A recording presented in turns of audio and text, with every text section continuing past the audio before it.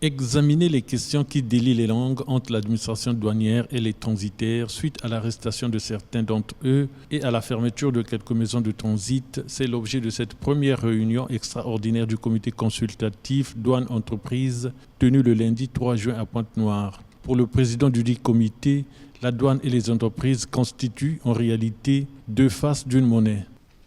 Nous avons en commun l'activité économique que nous devons pérenniser pour que d'un côté, la douane soit de plus en plus efficace et de l'autre côté, les entreprises capables de créer plus de richesses et d'emplois. Pour le directeur général des douanes, la mobilisation des recettes doit être au cœur de la politique fiscale. Cette administration publique compte sur ses partenaires pour atteindre ses objectifs. J'invite tout le monde au civisme fiscal, c'est important parce que l'État a besoin de ses ressources pour payer les salaires, pour améliorer les infrastructures de base.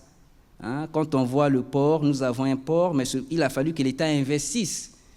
Quand on voit l'état des routes, ces routes-là, il faut que ça soit entretenu.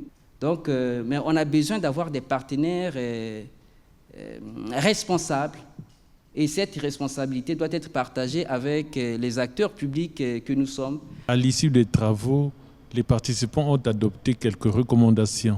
Le comité technique règlement et contentieux recommande le déblocage des 37 sociétés ayant fait l'objet des mesures conservatoires afin d'apaiser le climat des affaires sous réserve des dites sociétés. Le comité technique réglementation et contentieux propose au comité consultatif douane entreprise de tout mettre en œuvre pour solliciter la libération conditionnelle des transitaires détenus à la maison d'arrêt en attendant que la procédure judiciaire se poursuive.